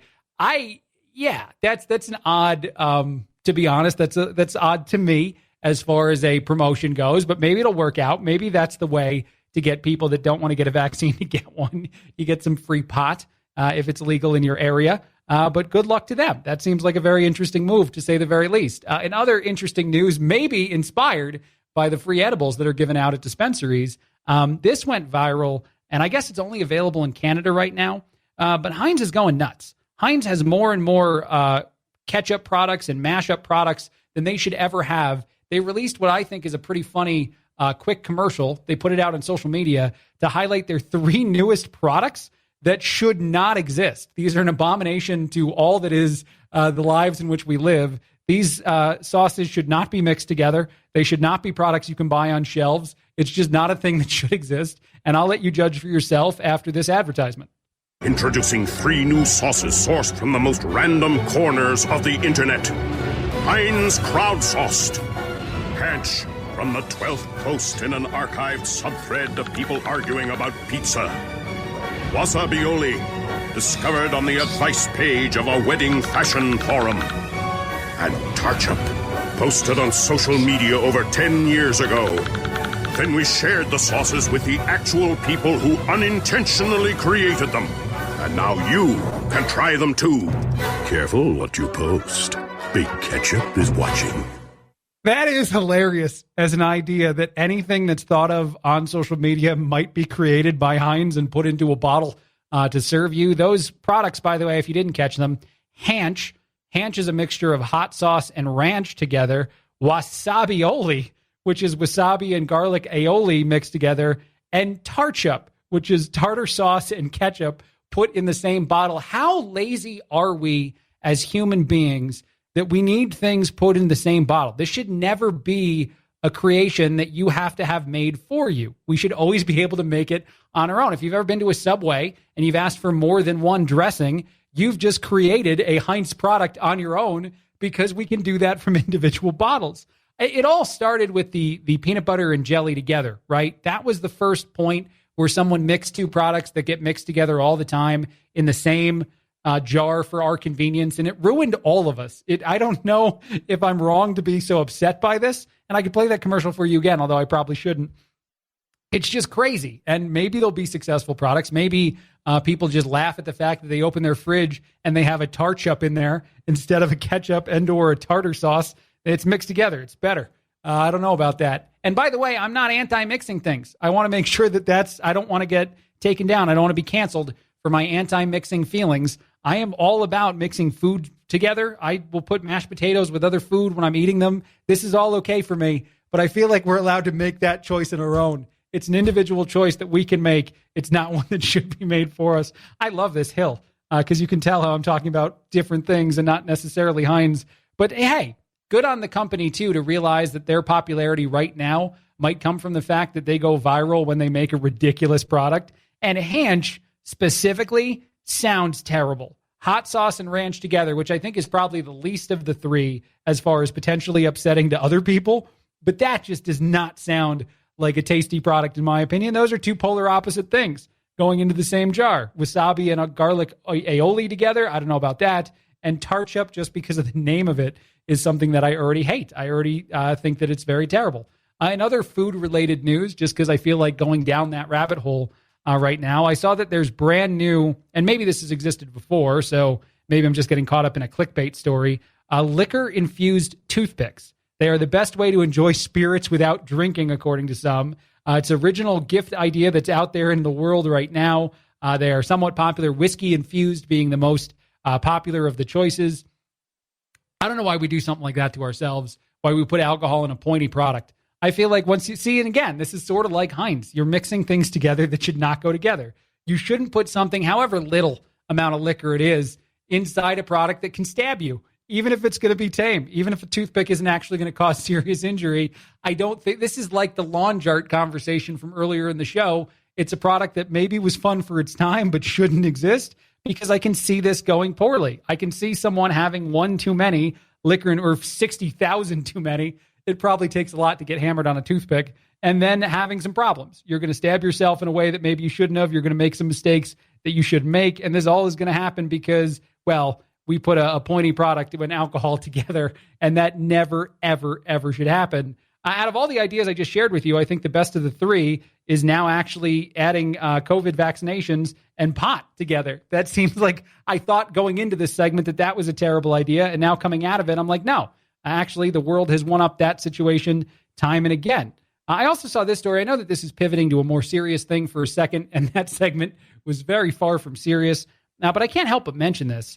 A Democrat senator was caught on a hot mic recently, and he was talking to, I believe, Pete Buttigieg, Senator Ben Cardin. He's from Maryland. He was talking about how the most likely way to get more things passed, more budgets passed, to get an infrastructure bill through Congress is the same way that they've already done it with the budget reconciliation process. And this all got broadcast. This accidentally happened. I think it happened just the other day. Cardin was saying these things and what he thought was in one, and this is just a tutorial for anyone that exists in the world that puts a microphone in or around their person, assume it's on all the time. The entire time that you are wearing or in the very close vicinity of a microphone, assume it's on and someone is recording it or broadcasting you. That's just a safety thing. This comes from a radio guy, so maybe it's obvious to me and maybe not to some, but just always assume the microphone is working. And then the second thing, the budget reconciliation process is a worrisome thing to start abusing, in my opinion, because that really skirts a lot of the issues that should exist as far as how many people should approve of something for it to pass. And I don't know if this will start to be a both sides using it time and again kind of thing, and when we'll stop this process. But the fact that it's already being talked about, that the stimulus package, $1.9 trillion, got through no problem, and we might do it all over again for an infrastructure bill, is a very interesting concern, and one that I think needs to come into play whenever you're thinking about who you vote for in any race, not just a presidential race, but any race coming forward, is that there's ways in which now they can get around any kind of previous 60 vote requirement in order to get something passed with just a simple majority. And in this case, like the smallest of majorities that could possibly exist. This is the smallest Senate majority possible, and yet it's one that's certainly advantageous to the Democrats time and again, and likely going to be something they utilize again. So we'll see as we go. All right, quick break, a lot more in a bit. Craig Collins filling in on The Chad Benson Show.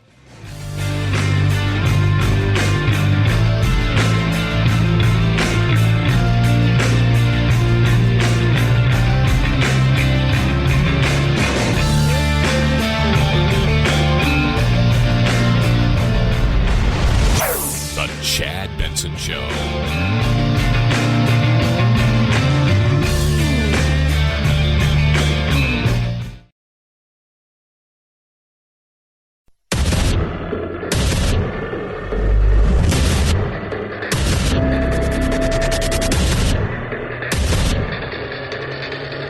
Independent thoughts, independent life.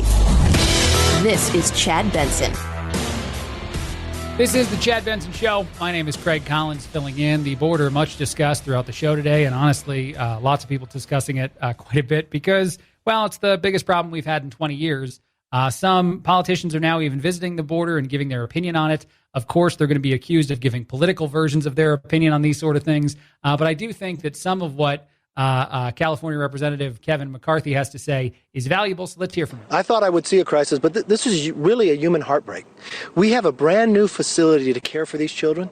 They built it beyond capacity thinking they would never reach it.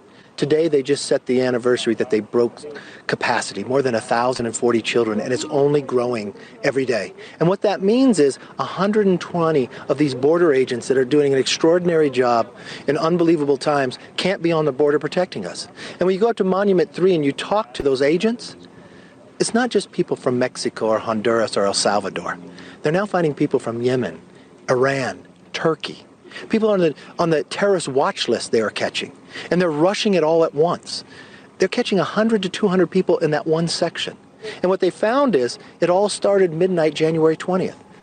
Obviously, that's an important date as far as the transition from one president to another. There's 150 miles of border wall that's supposed to be built. 133 was done. They won't build that last 17, so it has a big gap because you took down the old wall to put the new one up. And it's becoming, when you walk into that room and you see these children's faces, unaccompanied by children, by their parents, they're 1, 3, and 5-year-olds holding hands, coming up to an agent.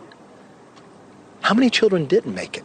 So I think that's the most important point, the point at the end there, and I'd like to play that again in a bit, but I just want to say that for anyone that makes the argument that the most humane thing we can possibly do is leave the border open, especially for unaccompanied minors, and cause no deterrent whatsoever, allow that information to be out there in the world so that people are aware of it like they appear to be right now, and we get the border issues that we're having, the influx of people, the influx of unaccompanied minors there.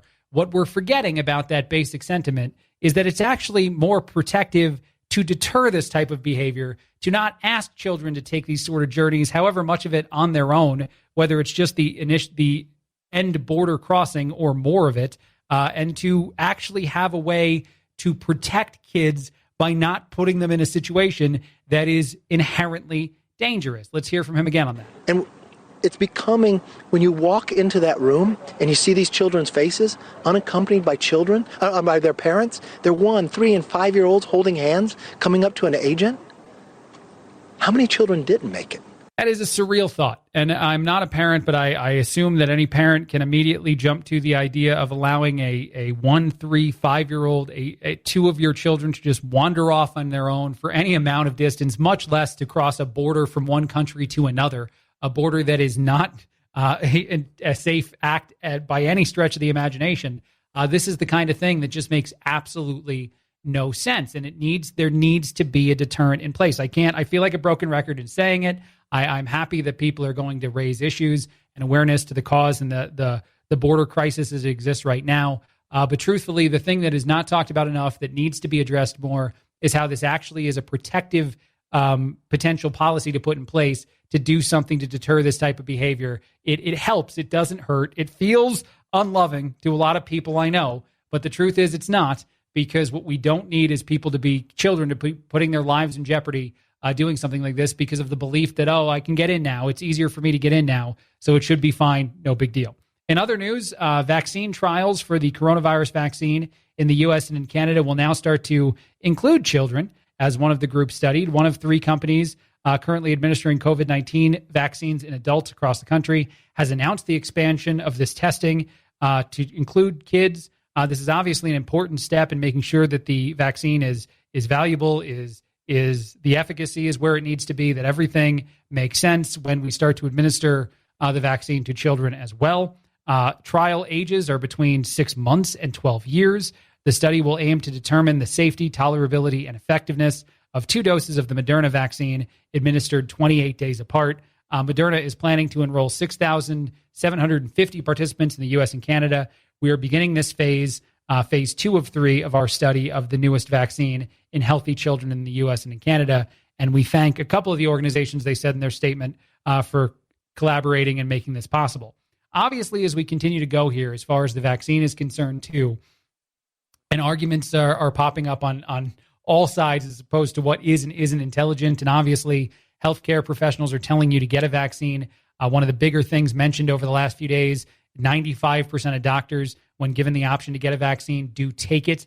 I think it's important that we continue to ask questions, though, and gain information. You can never stop learning new things about all the different items that we're putting out there into the world. You can't pump the brakes on that part of the process because it just doesn't make any sense. And I know that people start to get mad at some of that sort of way of thinking, but it just makes sense to me to make sure that when you go down these paths and when you start to advocate for all kinds of certain things, that you do it in the safest way with the most questions possible. And no better example of that can be given than Sweden now pausing the AstraZeneca COVID-19 vaccines, other European regulators considering the same thing because of potential blood clotting issues. This is a story that I talked about earlier in the week, and a story that I'll probably talk about more. Germany, France, Italy, and Spain were among countries that suspended use of the vaccine yesterday. Sweden now suspending use of the vaccine today. And this is all because there is a potential inherent risk in blood clots. And this isn't to say,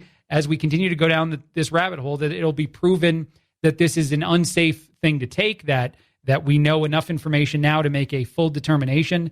But these studies are important. This information is utterly valuable. I feel like it's the silliest of things to say, and yet the most obvious of things to say, because we will discover. And in their quote, AstraZeneca attempted to defend itself to this action by saying it has shown no evidence of an increased risk of pulmonary embolism, deep vein thrombosis, or any other kind of thing that maybe has been reported in the news. There is no defined age group, gender, batch, or in any particular country that has issues with this, according to the company that created the vaccine. But several countries in the EU are now, at least for the time being, suspending use and going a different road, waiting to see more information on that sort of thing. This is going to happen. These reports are going to be out there in the world, and they should be. Like I said, to say that we shouldn't question these things is actually the problem, not the solution at all. And while I say that, I am aware that a large majority of experts are telling you to be vaccinated. I have said I would get a vaccine, and I will be getting one. I am not going to myself make the decision not to. It's going to be up to you, and it's certainly something that in order for us to get a place that we want to be at, a lot of people are going to need the vaccine. But hey, again, this is going to be a choice that hopefully we're allowed to make individually. All right, I've talked about that a lot. I need to take another break. A lot coming up in just a bit. This is Craig Collins filling in on The Chad Benson Show.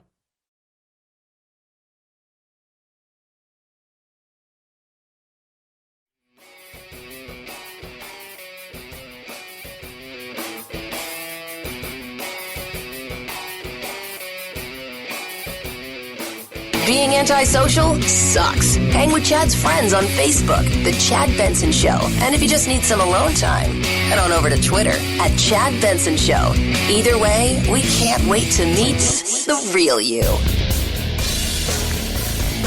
This is the Chad Benson Show. My name is Craig Collins, filling in. Thrilled to be here.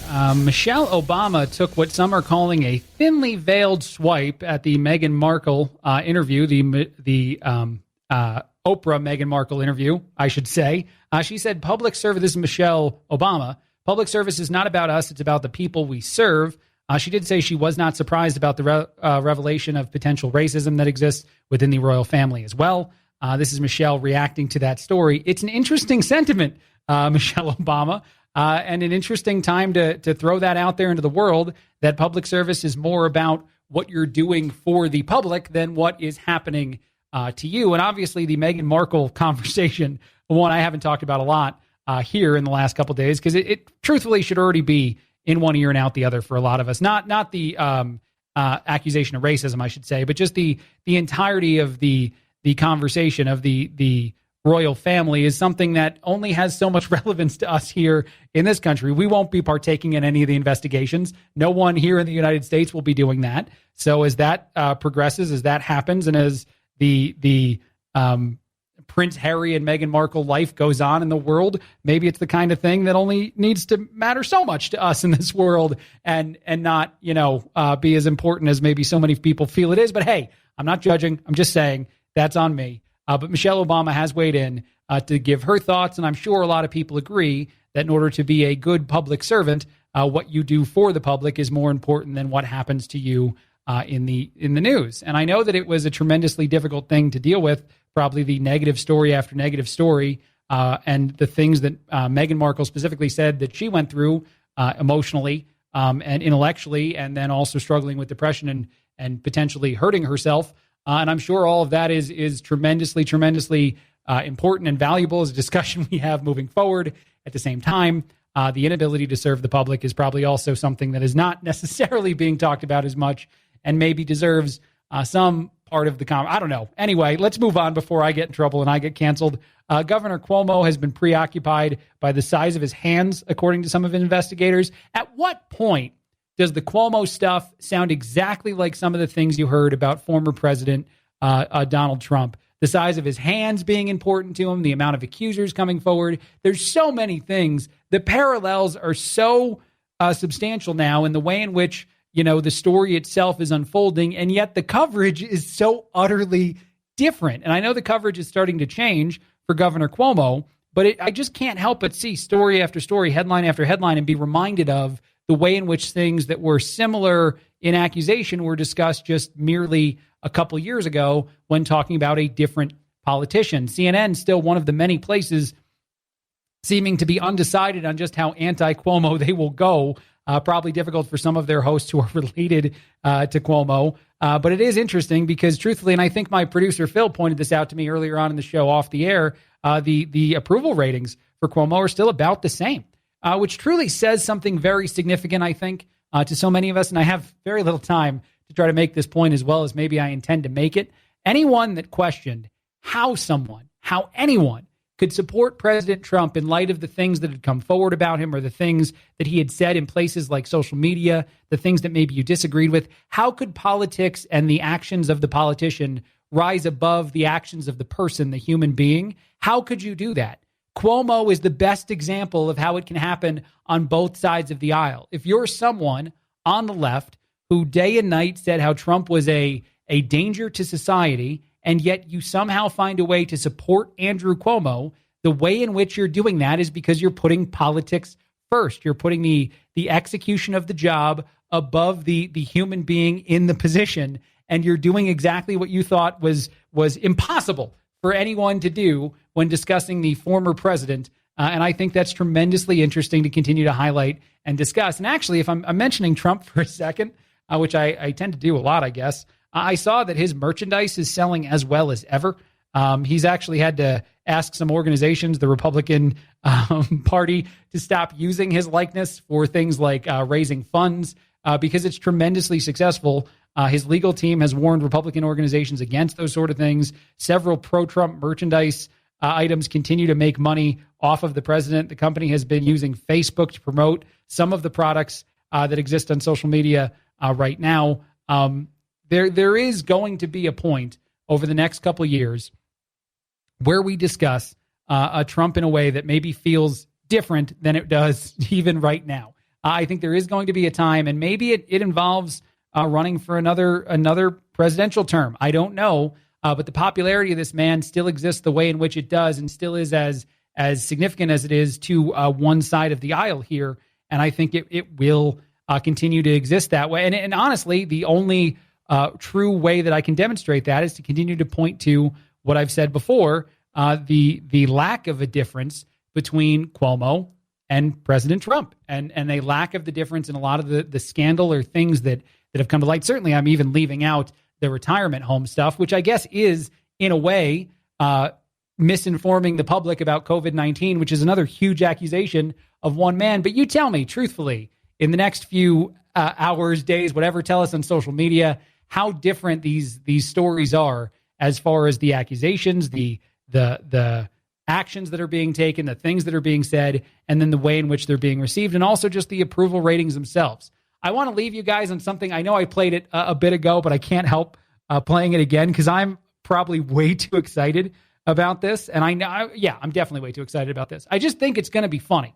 I think there's going to be unintentional humor that exists from this page. Matthew McConaughey has his own YouTube channel that he's launching. He put out a video. He did McConaughey things. I want to play this for you because it amuses me so much. And after the very different conversation we were just having a second ago, I think we all need this as a little bit of a tease. All right. The first 3 words this young man ever said on film. Yes, McConaughey here, and I want to welcome you to my YouTube channel. It's a destination where I'm going to share who I am, who I'm not, what I believe in, what I don't, what I'm doing, what I'm not doing, along with some approaches to life that I've found useful. And I'm going to continue to jump in and say that what he's not doing is a YouTube page, a Twitter page, anything. You put that on social media, the things that Matthew McConaughey is currently not doing, and I will follow it religiously. Constructive along the way. Prescriptions in the art of living that have helped me navigate this rodeo we all live in. And even a bunch of bumper stickers that I've seen, heard, gathered, and stolen along the way over my last 51 years here. Hopefully it's going to be all killer, no filler, with some raps and rhymes that can help you get back on time, put a little reason to your rhyme, some food for thought with a sip of wine. Bring your funny bone. Don't be afraid to bend a knee, and join me in the chase to be more me, with your chase to be more you. Because what else are we really here to do? Look, there's a lot of ways in which I'll say that social media is not great for our society, that things like YouTube and anyone having a platform is not great, but this is wonderful. Every part of this, to me, is going to be some of the most fun, and it might just be boring. Actually, I'll go ahead and immediately disagree with myself. It might be a whole lot of nothing, but even in that, the beauty of McConaughey just sitting around doing nothing, sharing his thoughts and opinions, and rhyming, a la Dr. Seuss, which I think is not allowed anymore. I thought that was canceled as well. Apparently is going to be a thing that is going to exist in this world, and I cannot wait for it. There's also going to be a Wonder Years reboot I saw, which will be interesting to see. I don't know if that's a show. I think you got to eventually start to make new things, right? But there's by the way, 2 other huge things coming out this week. There's a brand new superhero movie, a second take on a superhero movie that we already had years ago, and then another Marvel TV show that I probably need to get someone on to talk about because I really, really love those Marvel TV shows. If you're at all a person that's into that, WandaVision, excellent television, and the new show, the Winter Soldier, is going to be an interesting show too, the Falcon and the Winter Soldier, because I think that it's interesting to see the way that these big movies are then portrayed on these streaming services, and all this is kind of connected together. Marvel and Disney are definitely trailblazing in a way. And I did see a hot take about how it's bad because it means that you're not going to get enough information in a movie now. You got to watch a TV show too, but that's a silly take. It's not bad. It's wonderful to have more and more superheroes doing more crazy things, certainly in the year that is 2021 and the year that was 2020. So I don't think it's bad at all. And I'm sure the movies will still be good. I'm sure the experience will be just fine if you didn't watch any of these TV shows. So don't worry. But check that out. Those are both coming out later this week. All right. Greg Collins filling in on the Chad Benson Show.